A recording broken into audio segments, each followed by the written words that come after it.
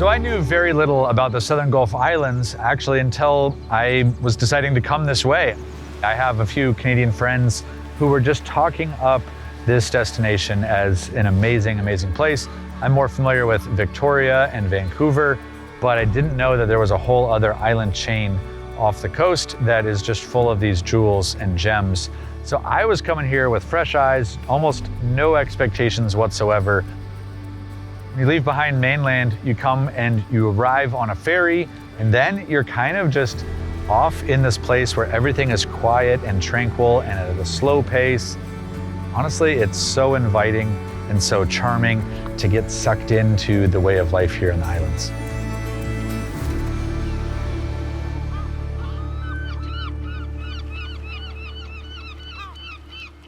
So today I'm meeting up with Jackie and Brian, and we are setting sail on that sweet little vessel back behind me. And we're going off to Galiano Island, doing some e-biking and getting off for some hiking. It's gonna be a great adventure and introduction here to the Southern Gulf Islands, and I am looking forward to it.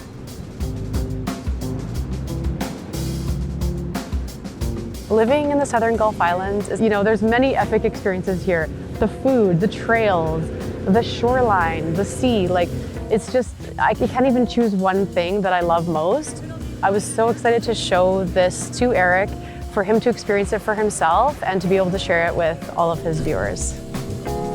So where are we and what are we gonna be doing today? We just arrived on Galiano Island, and we're gonna take the e-bikes up to the trailhead at Mount Galiano and see the amazing view up there of all the surrounding islands. So Jackie and I are just setting off, and got these e-bikes that makes things way too easy here. It's just so cool. It's a great way to get accustomed to the island life and to just see what living in the Southern Gulf Islands is all about. Here we go. All right, passing on the left.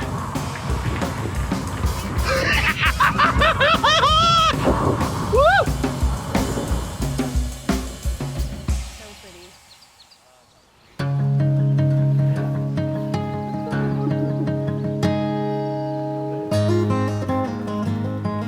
So being here on the Southern Gulf Islands, you wouldn't necessarily expect that there's actually quite a bit of elevation gain. But Jackie and I are having a great time. It's really cool hiking with a local here, and she is super observant. As we're hiking around, she keeps noticing all the caterpillars and centipedes and different flowers, and it's really cool to have somebody with that local eye for the flora and fauna. It's so lush and green and inviting. This is amazing. Now this is a view. Right? Wow. That is pretty spectacular. Gorgeous. So right now we're at the top of Mount Galiano. It's amazing here, by the way. It's gorgeous. You can see all the other Southern Gulf Islands, even far in the distance down to the San Juan Islands in the US. And which one do you live on? Main Island. That's it's just Main over Island. there. Not the Main Island, but it's Main Island. M-A-Y-N-E. Okay, Yeah. good to know that, because every time I hear Main Island, you're not talking about the Main Island. It's true, yeah. One thing that I really like and appreciate about the islands here is that there's so many people that are deeply passionate, and they choose to live here because they kind of want an alternative way to live. And one of the things that comes with that is food. So we just rode into the Millard Conservation Area, and this is super cool for me because I'm getting to see all of these native species of plants that are being grown, cultivated, and harvested here. So it's really cool to see people that are having a more conservation-minded aspect to food growing and just the more traditional and native way to grow and cultivate food. So this is a Douglas fir. And so these are getting a little bit on the older side, but you can definitely pick it off, and you can also just pick your own there. Something? Yeah. Oh, and okay. do you want to try it? Sure. Just munch on I them? would try a little kind of tiny one first, or you can go right in and just do that. That's Christmassy. Yeah, but quite different, right? That is so different. Yeah. Wow. I love seeing people's passion for food and for the plants and for conservation, and all of the ways in which that ties into their responsibility and ethic that comes with living on an island like this. There are some interesting benefits to hiking on the Southern Gulf Islands. Our boat guide, Brian, knows all the best spots to drop prawn and crab pots. So, before Jackie and I head to the trailhead, we drop some pots into the sea. If all goes well, we'll be feasting after our day of hiking. Anytime people live close to the sea, you tend to generate some salty characters. Brian is such a cool guy. He just has the best way to really bring you into a place like this and make sure that you have an amazing experience. All right, here we go. There you go. Prawns away.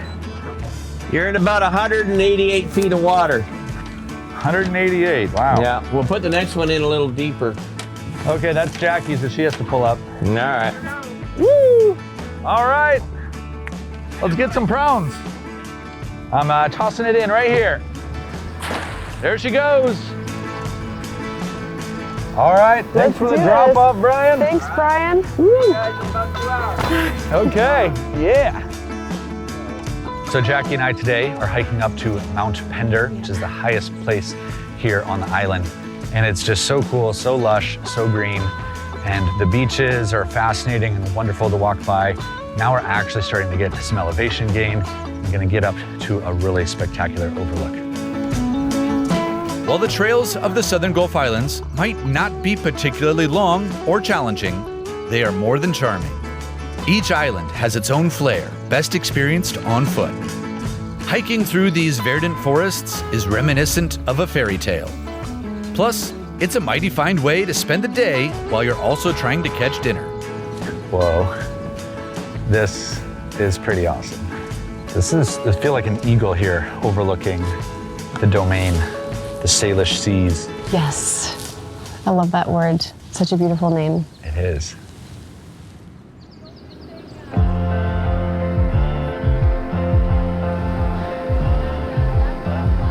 It's feeling like we got 60 pounds of crabs in there. Is this the crab pot or the prawn? Trap. Dang it, 60 pounds of prawn. 50 pounds The of weight's prawn. the same. When Here we are. Oh, we got some. We got some? We got some. Oh, that's crab. Those are crab. Hey, that's crab! There's even a clip out here. Woo! You guys are gonna eat tonight. Ah, look at that. That guy was sticking on to the outside. Yeah, he deserves to go back in. We've got two males that we've now put in the hold that we're gonna eat later, but this one's got to go back. Keep the population doing well here. Goodbye. Now we're making our way over to the prawn traps, and we're gonna hopefully pull up a good prawn haul. Okay. You might not know from the look of it, but there is about 30 pounds of weight in there to keep the thing tied to the ocean floor. And hauling that up off the ocean floor, it is a lot of weight and a lot of work. And I definitely earned my appetite that day. Oh, here we go. We're right at the end. Yahoo! Right here. And? Two prawns! Whoa! There's three of them. Hey, 3 prawns. We're not gonna starve tonight. Well, there's 3 shrimp cocktail. Woo! Yeah, Yeah. all that work for 3 shrimp.